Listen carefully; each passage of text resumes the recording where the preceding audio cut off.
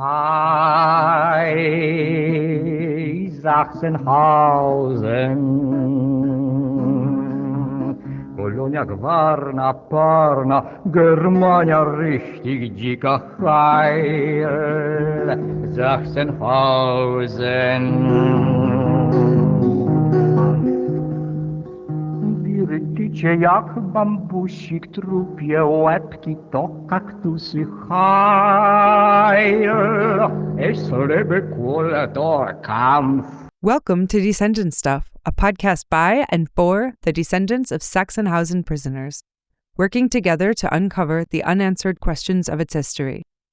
Sachsenhausen was a Nazi concentration camp located in Oranienburg, Germany, used from 1936 through April 1945. It was used as a labor camp, with a network of subcamps and worksites around the region, as well as a prison camp, death camp, medical experimentation center, and SS training ground. It was also the administrative center for all Nazi concentration camps. We are Jakob, Kelsey, and Nicole, three descendants of Sachsenhausen prisoners. Though our relatives were imprisoned for different reasons, we've discovered we have much in common. In each episode, we interview other descendants, researchers, and even survivors, sharing stories, memories, and research to build a clearer picture of the past, one that goes beyond the records. Through these conversations, we honor those who suffered and died at Sachsenhausen and strengthen our collective understanding of our own ancestors' experiences. Today's interview is with me, Nicole Wines. My great-grandfather, Max Düring, was imprisoned at Sachsenhausen concentration camp for 5 weeks in 1938 as part of the November pogroms and died just 6 months later in Hamburg. While traveling to Sachsenhausen for the second time this summer to continue exploring my family's history and working on Descendants projects, one of my Descendants Stuff co-producers, Jakob Weisdauer, caught up with me to work together with the Memorials team, produce some on-site podcast episodes, and to interview me in our Tower A podcast studio. In our interview, we talked about my great-grandfather Max, the fate of his family, including his daughter, my grandmother Eleanor Düring, and how researching my family history led me to join the Sachsenhausen Memorial's 2025 networking meeting that inspired the creation of this very podcast. Nicole, usually the both of us and Kelsey are interviewing other descendants to talk about their stories, their ancestors, but today I'm interviewing you because we've never talked about your story. We have the chance to be in Sachsenhausen at the memorial of the Sachsenhausen campsite, and we are sitting in Tower A. We have an overview above the whole campsite from up here. So tell us something about your ancestor you are a descendant of and who was a prisoner of the Sachsenhausen concentration camp. My great-grandfather was imprisoned here, Max Düring. What I know about his family is that he was one of many siblings. There's some split in the family in terms of ages. Most of his family, they lived in Cologne. He was born in Cologne, Germany. He got married in Cologne, Germany to Elsa Ascher. She was originally from Hanover. And in Cologne, they had 3 children. Johanna, who is the oldest, Egon, who is the middle, and Eleonore, also we called her Lore, and that was my grandmother. Eleonore is your grandmother. That's my grandmother, yes. And so those 3 children were born in Cologne. This is the part of the family that I knew about. So I knew about my grandmother, I knew about her older siblings, Egon and Johanna. I did not know my great-grandparents' names, Max and Elsa. I never knew them. I didn't know their names even. A few years ago, I just started doing deeper research into my family tree and my family history, and I discovered their names. When I discovered their names in some of the softwares that I use, the databases, it started to send hints for different kinds of historical records, and we found some records that my great-grandfather Max had been imprisoned. So you never knew before? No. My grandmother, she was a survivor of Holocaust, of concentration camps. So was my grandfather. But my grandfather would tell me stories and tell me where he was. My grandmother would not. She mostly She said she wanted to remember the good things. She said she had a very good life in the US and that she wanted to focus on her good life and that she didn't want to think about the things that had happened in the past. The family originally is from Cologne. Did they stay there? Because Sachsenhausen is kind of far away from Cologne. Right. So I knew my grandmother was born in Cologne, and her father, now I know, was also born in Cologne. But no, he moved his family, his wife and his 3 children at the time. I think it was in 1928, we've been able to kind of deduce from some of the records, to Hamburg. We don't know why. It could have been work, maybe. Maybe that was a place that he could work. I'm not really sure, though. And I know that from then, they probably didn't have a lot of contact with the rest of his family. So growing up, my family was my grandmother, her sister and her sister's descendants, and her brother and his descendants. And that's all I knew of my family from that side. So they moved to Hamburg in 1928, we think. And now I know in 1930 was born another child. So my grandmother actually also had a younger brother named Horst. So it was 4. So actually it was 4 and not 3. But my grandmother didn't talk about what happened. It went to such an extreme that nobody knew she had a younger brother. Her children didn't know. I'm sure I know that her siblings knew, but nobody talked about it. It wasn't just my grandmother. Nobody talked about it. Nobody knew that there was another brother in the family. So your great-grandfather, do you know what he did for a living in Hamburg? We have records that he was a merchant. Okay. Of what? We don't know. It just says in the address books, it says Kaufmann. Kaufmann. Yeah, Kaufmann. Did they have a good life in Hamburg? The only memories that my grandmother would talk about were good ones. So she loved living in Hamburg. She really didn't talk much about Cologne because she was maybe 8 years old when she moved and probably didn't have a huge memory of life there. But she did talk about, the one thing that stands out is that she would talk, my cousin told me that she would always talk about Grindelallee. And that was the street she lived on. And that she loved the street, she loved the neighborhood, she thought it was such a beautiful place to live. But that's the extent of anything that she ever talked about, really, about that time. So we don't know much about their life. So now in doing research and being able to find more records, what I do know about their life there is that they moved many times. So we've found some tax cards, and the tax cards have many different addresses listed. Probably I've been to now to visit and look at maybe 4 of them, but I think there's probably even more. Yeah. So I can't imagine that it was some easy life that they had if they were constantly moving. I don't know why they were always moving, but and the tax cards actually started the record starts from the tax cards in 1935, and there's 5 different addresses on it between then and 1939. So in the time between 28 and 35, there was maybe also some moving already. Maybe, yeah. Okay. Yeah. Your grandmother remembered some nice days in Grindelallee. Uh-huh. But things didn't stay so nice? No, things didn't stay so nice. And I can imagine maybe things weren't so nice that, even that she does remember, but she just, again, didn't want to talk about it. I know from the compensation files that her older brother, Egon, he was arrested by the Gestapo, and he was taken to the prison, and he was accused of listening to radio broadcast from Moscow, and he was tortured, beaten, and he ended up losing his hearing in one ear. And not long after that, him and his older sister, Johanna, moved. They were able to emigrate, and it was in October of 1938. They were able to emigrate to New York. October 1938. Yes. And in November, things got worse. In November, things got worse. So in November, on Kristallnacht, their father, Max, he was arrested as part of the November pogroms. He was taken to Fußbüttel concentration camp, and he was there for, I think, 3 or 4 days, and then he was transported to Sachsenhausen. In doing all that family history research, I started to see different documents, and one of the documents that came across with his name was prisoner record, something from Sachsenhausen. Now, I had never heard of this camp at all. It's not part of our education that in the US on history, on World War II history. I had never heard of it at all.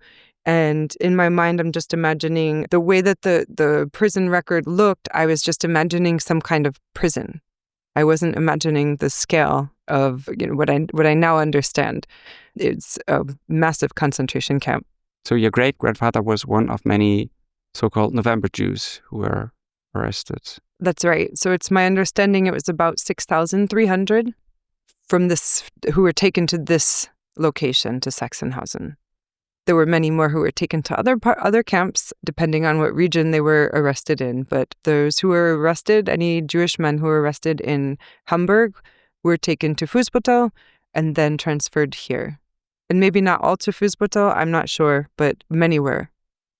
Do you know anything about the time he had to spend here in Sachsenhausen? I don't really know much. I do know that he was only here for about 5 weeks. And I think that was 5 weeks too long. He was in Fußbüttel police prison or concentration camp from November 9th to November 12th. So 3 days there. And then he was transferred to Sachsenhausen. And he was in Sachsenhausen until December 15th. So it was almost 5 weeks. Do you know where he stayed in Sachsenhausen? I do. So the only thing that I really know about his stay here is that he was in the so-called small camp in Barrack 60. We are in Tower A. From your perspective, you actually can see it.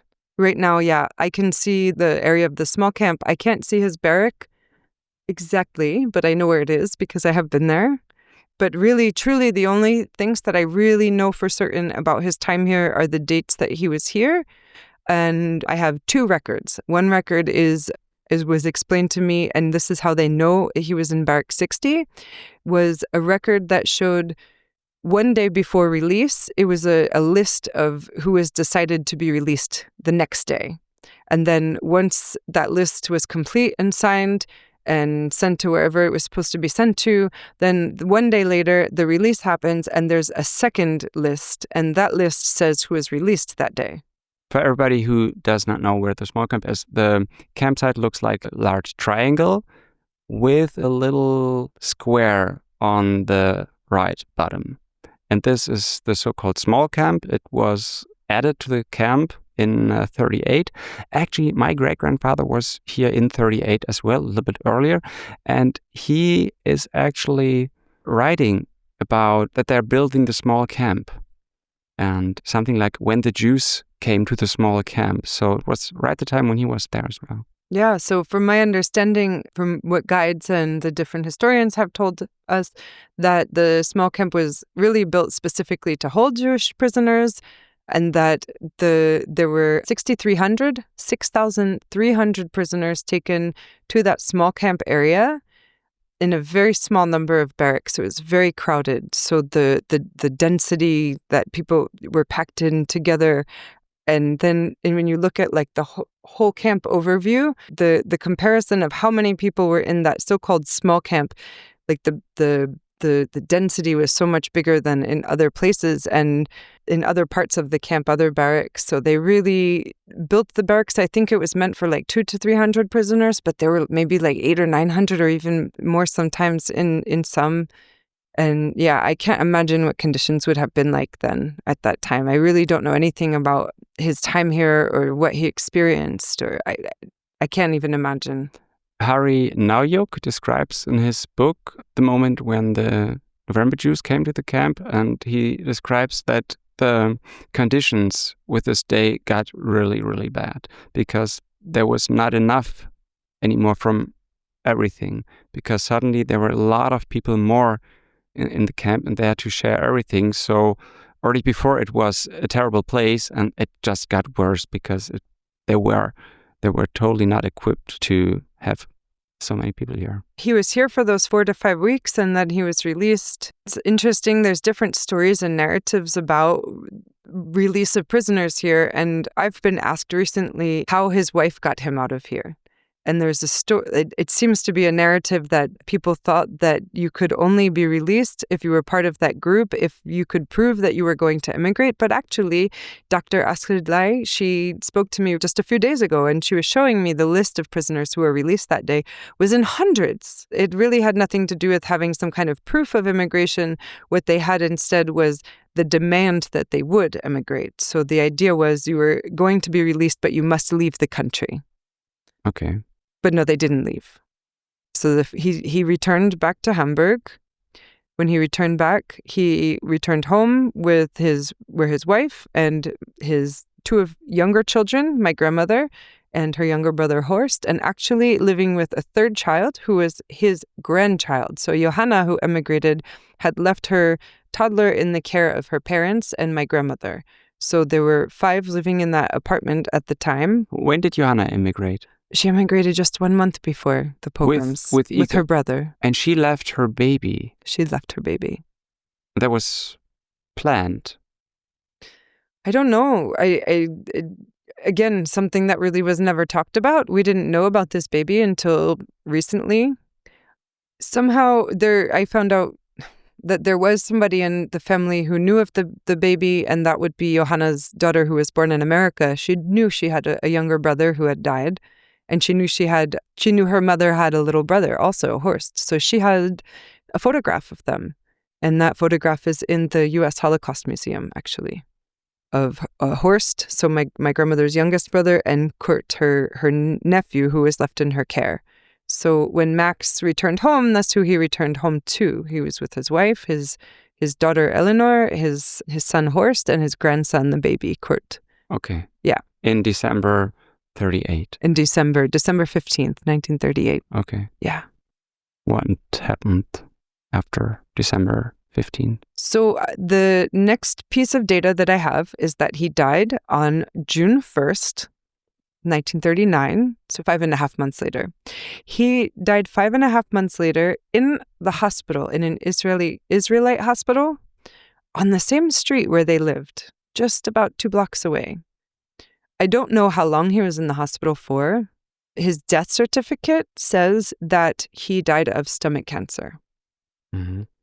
When I spoke with Dr. Lay, she said maybe he did die of stomach cancer, but a lot of times things were changed on the death records. And she did look at his death certificate and she thought that it was a valid death certificate. But she helped to kind of piece some things together to maybe conjecture that he could have had stomach cancer, but if he was in the concentration camp for 5 weeks, that he would be without medication. And as you mentioned, the conditions were so bad at that time that he was also probably without food.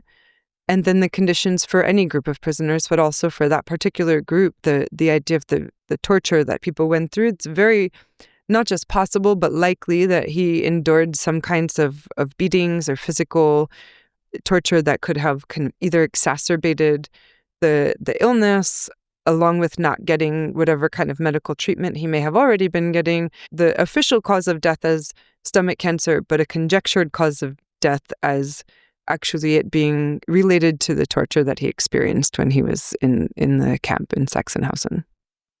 Where did they bury him? Does he have a grave? Actually, yes. I found out from Ingo Will, who works with the Stolperstein project. He has helped to find so many of my family's records in Hamburg. He worked with the director of the Jewish cemetery there, and Ohlsdorf cemetery, but not the big cemetery, is the Jewish cemetery next to the big cemetery. And we were able to locate his grave site. So we have his grave number, the block number and the grave number. And I've been there to visit it. So there's no gravestone, but there's a tree right there.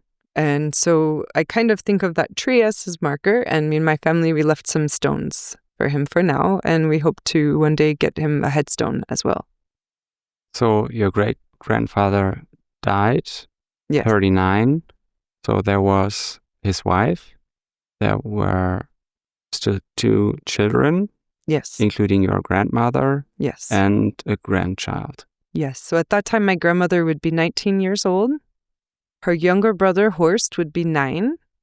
And the grandchild would, I think, be 3. Do you know why they didn't leave in 39, right after he was released from the concentration camp? I don't know why for sure, but I do know that for many people, it just wasn't possible. It was very expensive. I don't know if my family, prior to that maybe thought... I know that my grandmother always thought of herself as German first, her identity, more than Jewish. That Jewish was part of her background, her religion, but that her identity, who she was, to her was a German. So maybe they were thinking this couldn't happen, or maybe they thought it wasn't going to get as bad as it did. I'm really not 100% sure. Maybe she didn't want to be separated from her family if everybody couldn't leave at the same time. She told one of my cousins a story that she had finally decided that she would leave and she would go to Shanghai, but that when she finally made the decision and tried to leave, that was right when the borders were closed and then couldn't leave. But she had siblings, 2 siblings, Johanna and Egon, yes, who already left to the US. So Egon had very bad experience with the Nazis. So yes, yeah. I really, because they wouldn't talk about their history, there's still a lot of holes. So a lot of the stories are being pieced together now. And even like the information that I have now it's actually, to me, it's mind-blowing how much I can know after my grandmother's no longer alive to talk to. But she really didn't want to talk about it. She was also even offered an interview with the Shoah Foundation to document her story, and she refused. I do know that exists somewhere her compensation paperwork, so I'm trying to find those, locate them to see if I can obtain them and find out more specific details about what happened to her. What happened to her? She continued to live with her family in the same apartment. It was a basement apartment, and the name of the street was different at the time, but now it's called Simon von Utrecht Straße. And they lived there from 1938 until the end of 1941. In December 1941, they received deportation orders. They were gathered at like so-called Jews' house, that they had to get like a gathering point where they had to meet with their community. And it was basically like, interesting to me is it was a Masonic temple, a Mason temple, that was their gathering point, and they were put into the basement and probably everything taken away from them. So her mother, her younger brother, and her nephew, Kurt, they were taken there. After a few days, they were transported to Hannoverscher Bahnhof? Hannoverscher Bahnhof in Hamburg. And they were deported to Riga. Riga in Latvia. That's right. Yes. All of them. All of them. That particular deportation, since I have learned where they were deported from, and 2, I have been able to find out more information about that particular deportation. That particular deportation, there was something happening. There was a shooting action to kill all of the Jews in the ghetto, or as many as possible. And because this shooting action was still going on, the train did not go to the ghetto. So most people who were deported to Riga ended up in the Riga ghetto. Instead, they were taken to Jungfernhof. So it was a kind of an estate that is now considered like a ghetto or concentration camp of its own. And from there, I don't know how or why, but my grandmother was separated from her family. Her mother and her younger brother and nephew, they are believed to have been killed in the second shooting action that was taken place on a different day. So just brought into the woods and killed. The younger brother who was... Yeah, he was, I think, 10 and a few months, yeah, and the other one was 6. They were all killed in a shooting action, but your grandmother wasn't. My grandmother wasn't. So they were deported on December 6th, 1941, and they died. It's assumed that all 3 died in the shooting action. I think somehow they know that the mother was and the older brother, and there's not records of who died in the camp in Jungfernhof. So they assume if the youngest, Kurt, had survived at least through this time, which was on March 26th of actually 1942, so a few months later, they were there for about 2.5 months in Jungfernhof, and then they were taken into the woods for this shooting action. So those 3 died. My grandmother was separated. Is there a name for this shooting action? Yeah, March 26, 1942, Aktion Dunamunde. Aktion Dynamünde? Yes. And then anybody who was survived like that time, who did not get taken to the shooting action, then was brought to the Riga ghetto. So my grandmother by then was in the ghetto. Astrid Lai, she said maybe she had some kind of special skill, like with her hands, to be able to work. So I know on her deportation record, it says she was like a spinner. So I guess making thread, and that connects with, actually, I found that after hearing that maybe there was some kind of skill like sewing. And my grandmother did always sew. Her whole life, she always sewed everything. And she fixed everybody's clothes always by hand. So it was all hand sewing.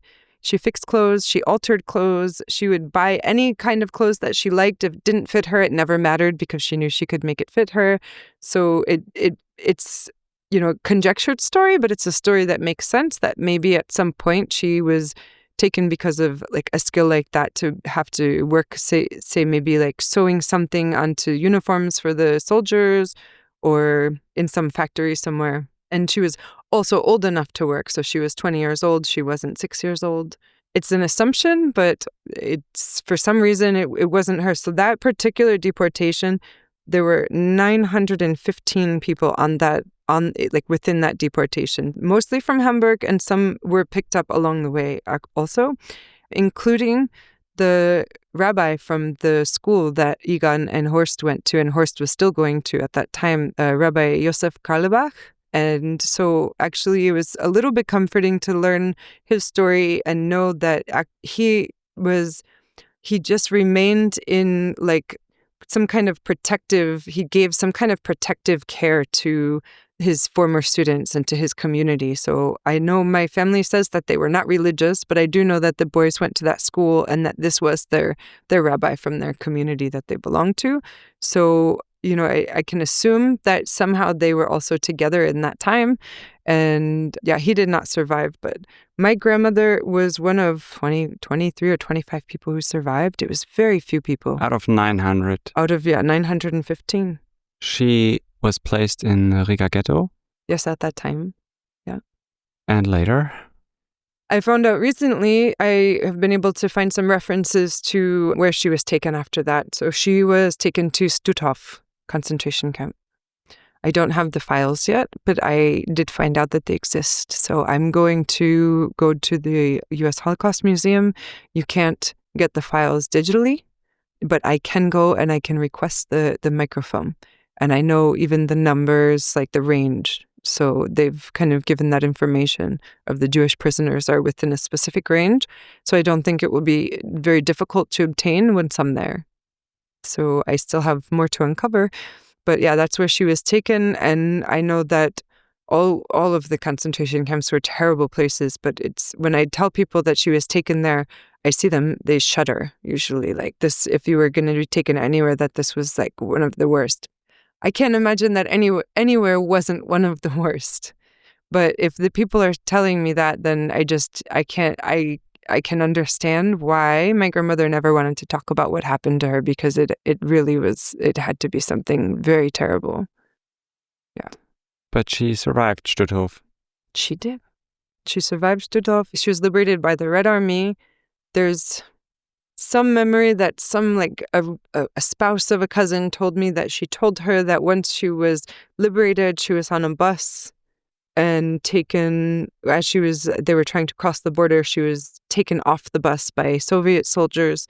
I don't know if this is true or not, and I'm still looking for some kind of records to be able to figure out exactly what happened, but I know that she lived for several years in displaced persons camp before she was able to come to the U.S. And she was eventually able to go to New York and be with her older brother and sister. So she emigrated to the U.S. in the late 40s? I think either the late 40s or 1950. And that's where she met her husband eventually, my grandfather. In 1951, they got married. They met actually working. So my grandfather, he was also a concentration camp survivor of 7 different camps maybe. And he also eventually made it to the US to meet some of his family that had emigrated earlier, much earlier, not because of the war. He had some cousins there. So his cousin had given him a job in a laundry. So my grandmother came in looking for work. She was living with her sister, Johanna, and she, I guess, was just kind of going from business to business and seeing if anybody had work for her. And she came in, and the owner, my grandfather's cousin, said, "No, there's no work for anybody here. We don't have any work." And something, my grandfather just knew that she was from the camps. And he turned to his cousin and he said, "You can't send her away because she was in the camps. You have to give her a job." And they ran after her and got her and said, No, come back. And ended up working there. So they worked together and eventually got married. So this would be a whole different story to talk about your grandfather who survived 7 camps. Wow. He was first in Wołomin ghetto, then Warsaw ghetto, then Majdanek. The list just goes on. It was so many. And he always said he survived not because he was smart, but only by luck. But yeah, he met my grandmother, and I think it's funny that in my great-grandfather, Max, in his biography that's on the Stoppelsteiner website, that they include my grandfather's story because the researcher told me that he feels like my grandfather is like an honorary Düring. So, the get married and my grandmother takes his name. So her name becomes Eleanor Markusfeld. But when he told me that comment, it's true. When you think about it, really, my grandfather was absorbed into my grandmother's family and not the other way around. Okay. To like socially, the way that it felt. Like it was a family with many women. My grandfather was the only man once Egon died. And really, like his life revolved more around the Düring family than around his Markusfeld family. Today, you're living in the US, but now you're here in Sachsenhausen. Correct. Why do you come all the way from the US to Sachsenhausen? This is my second visit to Germany. My first one was to come to a networking meeting of Sachsenhausen descendants, which is like a miracle to me that I would ever be here because I didn't know that this place existed. I didn't know my great-grandfather's name. I didn't know that anyone from our family was imprisoned here. And it just really came from this research, like the trying to figure out who and why and like who we are, because I didn't know where we came from at all. And so I work on my family tree with a cousin of mine. So he's Egon's grandson. His name is David. And him and I, over the last few years, have pieced together little pieces. And I think it was together that we discovered somehow this prison record. And he told me at the time, okay, I don't know what this is, but I'm going to write to this place. It says, I looked on their website and it says that you can request records. So you've been doing so much work. I don't want you to have to do, the least I can do is send an email. So he sends an email to the archive to request records. And the email, actually, I find out later, gets forwarded from the archivist, doesn't answer him, but he forwards it to Dr. Astrid Ley, who has asked that anyone who is a descendant who reaches out from the Jews arrested in the November pogrom, that those requests get forwarded to her because it's a specific research area of hers. So she reached out to us personally to answer and to tell us what she knew. And then a few months later, my cousin received an invitation to apply to come to a networking meeting of Sachsenhausen descendants. And my cousin, who has young children, and he really didn't have the same kind of desire to come to Germany and see the place where his family was from because, well, I guess emotionally, he still was feeling a lot of anger and over it. He sent it to me and he said, "You do this. You go." You went to this meeting last year. Now you're back here. Yeah. Why all this effort? Why is it so important for you? I'm the one in my family that has done a lot of this research. To me, it's very important to kind of understand where we came from and why our family was the way that it was. How was it? With a lot of holes, like very small. It's just these few people, like very few people, very few cousins, and not knowing my great-grandparents' names. And now all of a sudden I'm learning, at that time of doing research, learning all of these new names. And then I discover through the research, I'm finding my grandmother's name in other places, other people's family trees, but only her name in a lot of cases. And now that I have her parents' names, I'm also finding her parents in other people's family trees. All of a sudden, it was like a world opened up of all of these Dürings. So I remember one of the few things that I asked my grandmother. Every once in a while, I would ask her questions, and I'd ask her I asked if there were other survivors in her family. And she said, no, I'm the only one who survived. And that's true in her immediate family. But what I've learned is that her father had a lot of siblings, and some of those siblings also died in very many different camps. Auschwitz, some in ghettos in Łódź, in Theresienstadt, in different places. These are new facts to me, but also some survived. Some managed to escape. Some escaped to Holland and then were taken into concentration camps and survived the camps. And I realized that there were other Dürings in the world. It wasn't just my family. So it's not my name, but I still feel like that was my grandmother's birth name. So it was amazing to me to see that there were people in these family trees that were all over the world, to me, just all over the world, from California, Israel, South Africa. Some got to South Africa. We haven't been able to find much information about them yet, but we're still looking. Argentina, Colombia, and then one who was back in Germany also. So when I came to the networking meeting in September, I had finally already made contact with this cousin who was in Germany, and he was in Berlin, which is close to Sachsenhausen. And he told me we only had talked a few times, mostly by just sending emails and text messages to each other, and then had one time that we had a video call together. And so I hadn't really formally met him in person, but I had only seen him one time on this video call. And he said, well, if you're coming to Berlin, then you should come and stay with me. So I said, well, why not? So I made a longer trip, and before I came to the meeting, I met him in person with his family and stayed with him. And what's amazing to me is coming from this family that we really did think that it was just my grandmother who survived, to find all of these other descendants within the same family. So not Max's descendants, but Max's brothers and sisters' descendants. And there's a lot of them. So I met him at that time. I met another cousin, Vivian Düring. She lives in California, but she takes a trip every year to New York. So I met her in New York twice, actually, before up until now. And then I came to the meeting, and while I was there, I said, well, I'm coming from very far away, and I've learned so many different locations and addresses. I wanted to see the places my grandmother lived.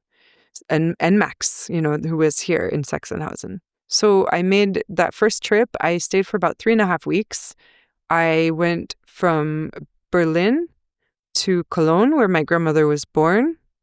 While I was there, I was able to obtain her birth certificate from the registry. I was able to see some of the addresses where she had lived, the ones that I had so far. And then, where she was born, actually, the house where she was born. So I went to go see the address of the house that she was born.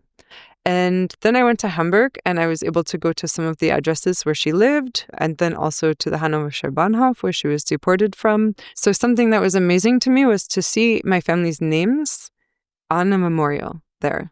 People who I didn't even know, Horst and Kurt. My grandmother, of course, I knew, but my great-grandmother, Elsa, and my grandmother, and then the two boys, that their names were there. And it was just so incredible to me that they were remembered. And they were remembered by people who weren't their family, while their family didn't even know that they were ever alive. You had to do all the research to figure out those people that once existed. Mm-hmm. But in Germany, there were already memorials for those guys. Yes. Wow.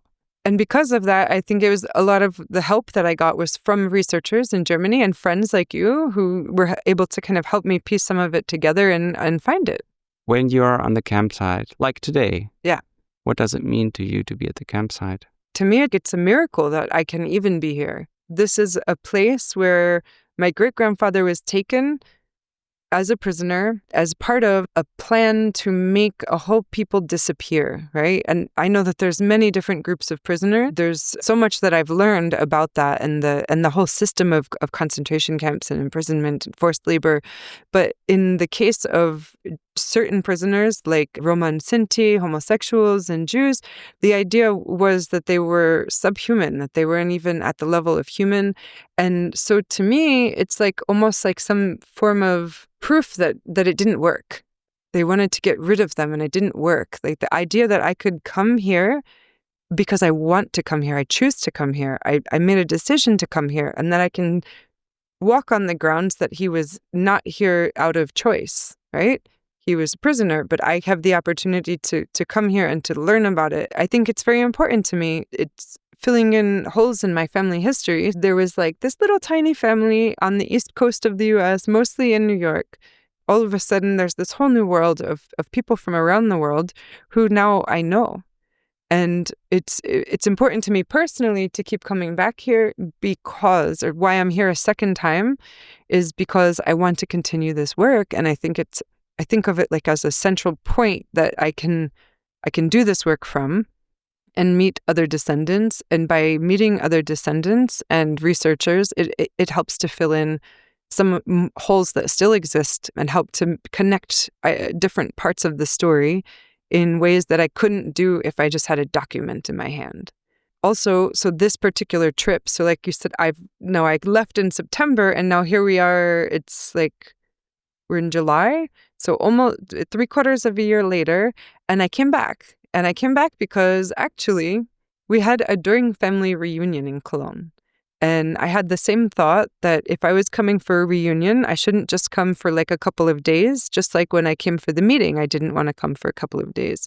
So I came, and then my mom and my cousin, the one who sent me here the first time, who said I wouldn't want to go there, he actually came with me to all the same sites. So we repeated the trip. We went to Cologne first, and then to Hamburg, and then we came here to Berlin so that my mom and him could kind of come through all these places that we had been, or I had been, and they could connect to the family history.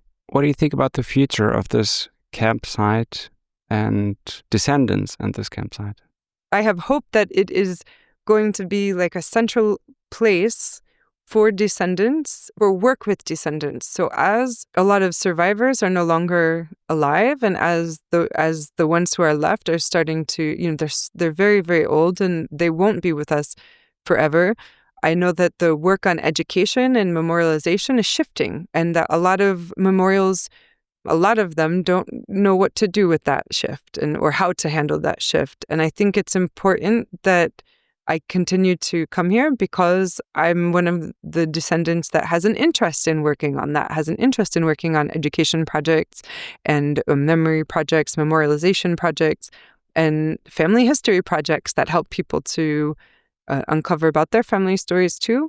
So I think that the work that the memorial is doing with descendants, it just left an impression on me coming here for the meeting last year that they had an interest in it. They had an interest in descendants and our voices and our experiences, not just to tell them about our families, but also to tell them about us as descendants. And from what I understand, this memorial does find it very important to come to start to put together projects that come from that perspective, the voice of the descendants. So to me, it's just I have an interest in continuing to work on that, and I have hope that it could come like a model location that is able to be repeated in other places. Not necessarily exactly the same work, but like it could be an inspiration for other memorials to figure out how to do that kind of work with descendants. What is it what you or we as descendants can add to a memorial like the memorial of the campsite in Sachsenhausen, something what other visitors can benefit of? I think that, telling stories from our perspective and as people who are just like living now, right, and contemporary, and people can connect to, it's different from only having a document. It's different from looking at only people who have already passed away, and we're able to actually talk to people and use our voices. We're able to kind of come up with these different kinds of new media projects like podcasts and digital exhibits that can reach different audiences maybe than and not just visitors, but people who maybe can't even visit, but are able to access some of these kinds of projects on the internet, through the internet.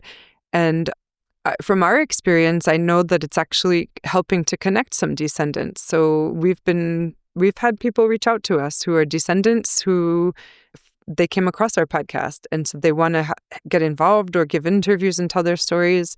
And they also want to help some of them to connect us to networks of descendants. So I think it's like a way to help. It's important and it helps to bring people together. But also I think like for other visitors who aren't descendants, it can help them to see that there's still people alive today, generations past what happened, that still have been impacted in their lives by this place. Like, I believe if the things that happened to my family had not happened, I wouldn't be me. Like, it's what shaped me. It's what made me who I am. My mom would not have ever met my father. My grandmother would never have met my grandfather because they were from different places. But because of these horrible things that happened in their lives, that's what changed their life path. And that's what, all led to this moment that I can sit here and look out over what was a place of such terror and, feel actually some kind of connection to it. Not in like a happy way, but also be happy to be able to make the choice to come here. And we're free to explore and we're free to get to know this land in a different way than our ancestors experienced. Nicole, thank you so much. You're welcome. And we'll continue with our podcast.